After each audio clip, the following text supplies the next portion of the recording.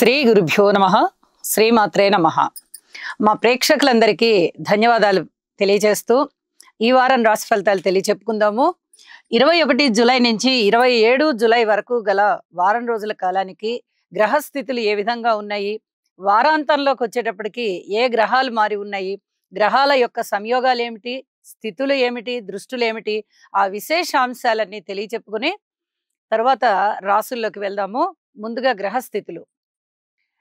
వృషభంలో కుజ గురులు, కర్కాటకంలో రవి శుక్రులు, సింహంలో బుధుడు, కన్యలో కేతువు, ధనస్సులో చంద్రుడు, కుంభంలో వక్రించిన శనిగారు, మీనంలో రాహువు ఉంటూ ఉండగా వారాంతానికి వచ్చేటప్పటికి ఒక్క చంద్రగ్రహం మాత్రమే ధనస్సు రాశి నుంచి మేషరాశిలోకి వచ్చి ఉన్నది.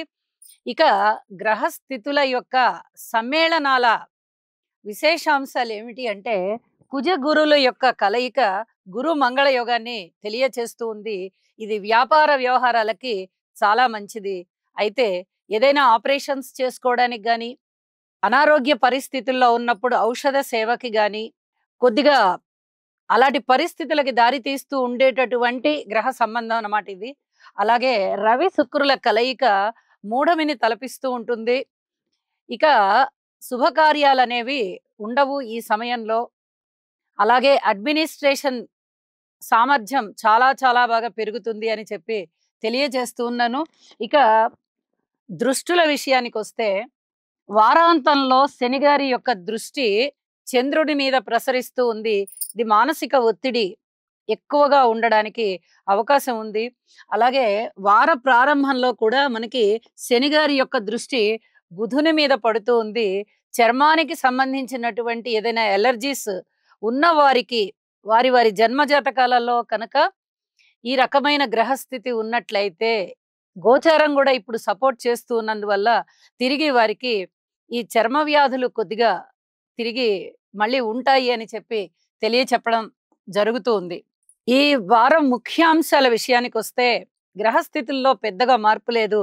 కిందటి వారం ఉన్నటువంటి గ్రహస్థితులే ఇప్పుడు ఉన్న కారణం చేత ఏ ఏ రాశుల వారు ఎటువంటి పరిహారాలు చేసుకోవాలనేది ఈ వీడియోకి చివర చెప్తాను. తప్పనిసరిగా అవి పాటించవలసిందిగా సూచన చేస్తూ ఉన్నాను. మేషరాశి వారికి ఈ వారం రోజుల కాలంలో కూడా 4 గ్రహాల యొక్క అనుకూలత చాలా బాగా ఉన్నది అని చెప్పి తెలియచెప్పడం జరుగుతోంది.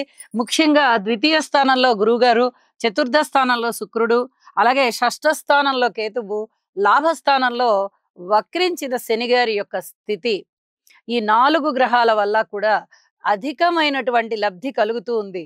ద్వితీయ స్థానంలో గురు మంగళ యోగం చాలా, ఇది అదృష్టవంతమైన కాలం అని చెప్పి తెలియజెప్పచ్చు.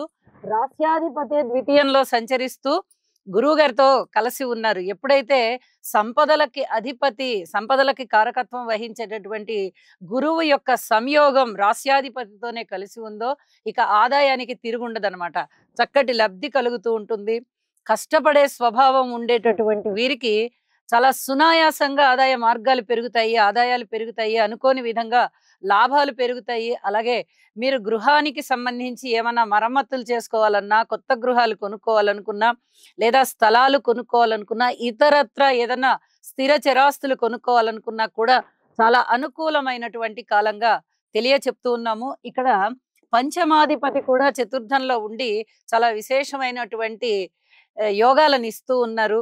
అలాగే ద్వితీయాధిపతి పంచమాధిపతి కలిసి ఉండడం కూడా ఒక అదృష్టవంతమైన కాలంగా తెలియచెప్తూ ఉండొచ్చు. అలాగే సంతానం మీద కొంచెం ఓర్పు కలిగి ఉండవలసినదిగా సూచన చేస్తూ ఉన్నాను. రుణ భారాలు తగ్గిపోతాయి, కొత్త రుణాలు కావాలంటే దొరుకుతాయి. కార్మికులు, కర్షకులు, నేత పనివారు, చేతి వృత్తుల వారు ఇత్యాది వారందరికీ కూడా కొంచెం శ్రమ పెరిగేటటువంటి కాలమే.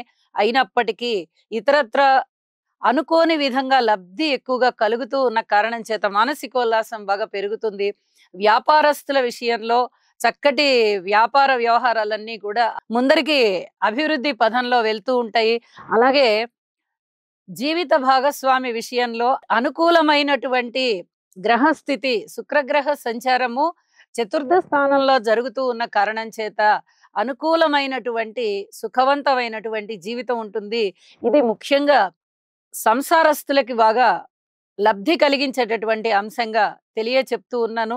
అంటే మానసికమైన ఒత్తిళ్లు చాలా వరకు తగ్గిపోవడానికి అవకాశం ఉంది. ఇంతకు ముందర మీరు ఏ విషయాల గురించి అయితే ఆందోళన చెందుతూ ఉన్నారో అవన్నీ కూడా చక్కగా తగ్గుముఖం పడతాయి. వారం రోజుల కాలము కూడా అలాగే తగ్గుముఖం పడతాయి. అయితే తిరిగి వారాంతంలో చిన్నగా మళ్ళీ కొంచెం ఆందోళన ఉండడానికి అవకాశం ఉంటుంది. అయితే మృష్టాన్న భోజనాలు, విందు వినోదాలతో కాలక్షేపం చెయ్యడము, ఎక్కువగా శుభకార్యాలలో పాల్గొనడము, శుభకార్యాలు నిర్వహించడము, దైవ కార్యాలు నిర్వహించడము ఇత్యాదివన్నీ కూడా మీ మానసికోల్లాసాన్ని పెంచుతాయి. మీ సామర్థ్యాన్ని ఎదుటివారు గుర్తించేటట్టుగా మీ యొక్క సామర్థ్యం ప్రదర్శింపబడుతుంది. చాలా అనుకూలవంతమైన కాలం. మేషరాశిలోకే చంద్రగ్రహం సంచారం వస్తూ ఉన్న కారణం చేత అనుకూలమైన ఫలితాలు మేషరాశి వారికి ఉంటూ ఉన్నాయి. అయితే ఉద్యోగస్తుల విషయంలో మటుకు కాస్త ఓర్పు కలిగే ఉండవలసిందిగా సూచన చేస్తూ ఉన్నాను. అలాగే రాజకీయ నాయకుల విషయంలో చాలా చాలా బాగుంటుంది. రాజకీయంగా అనుకూలవంతమైన కాలం అని చెప్పి తెలియజేస్తూ ఉన్నాను. స్త్రీల విషయంలో ఆదిత్య హృదయ పారాయణ చేయడం చాలా మంచిది. విద్యార్థుల విషయంలో మీరు ఇప్పటి వరకు ఎంత కృషి చేస్తున్నారో దానికన్నా మించిన ఫలితాలు మీకు ఉంటూ ఉన్నాయి అని చెప్పి తెలియజేస్తూ, ఈ మేషరాశి వారందరూ కూడా స్థాన చలనానికి ఎక్కువగా అవకాశాలు ఉన్నాయి. ఒక స్థానం నుంచి మరొక స్థానానికి వెళ్ళి అక్కడ ఎక్కువ సమయం గడపడం కూడా స్థాన చలనంగానే భావించాలి. అలాంటి పరిస్థితులు మేషరాశి వారికి ఉంటూ ఉన్న కారణం చేత దుర్గా అమ్మవారికి పూజ చేయడము లేదా స్తోత్రాలు పారాయణ చేసుకోవడము చాలా చాలా మంచిది అని చెప్పి తెలియజేస్తూ, అనేక విధాలుగా విజయావకాశాలు, అభివృద్ధి అవకాశాలు ఉన్నటువంటి మీనరాశి వారికి ఈ పరిహారం ఇంకా బాగా ఉపయోగపడుతుంది. ఇక చర్మానికి సంబంధించినటువంటి ఏదైనా ఎలర్జీ కనిపించేటటువంటి అవకాశం కనబడుతూ ఉన్నది కాబట్టి వీరికి ఖచ్చితంగా ఔషధ సేవ అవసరం పడుతూ ఉంటుంది. అలాగే ప్రయాణాల విషయంలో అధికమైన జాగ్రత్తలు తీసుకోవాలి. మేషరాశి వారికి అష్టమ స్థానమైనటువంటి వృశ్చిక రాశి మీద శనిగారి యొక్క 10వ దృష్టి పడుతూ ఉన్న కారణం చేత ఈ సూచన తెలియచెప్తూ ఉన్నాను.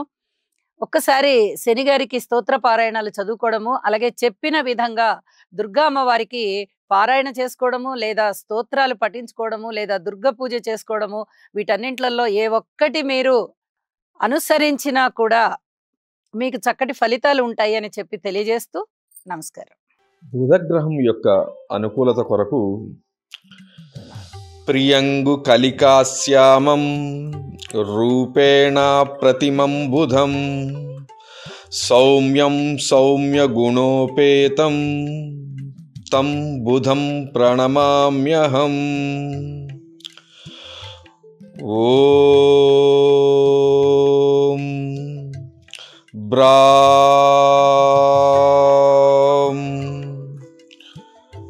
బ్రీం బ్రౌం సహ బుధాయ నమః.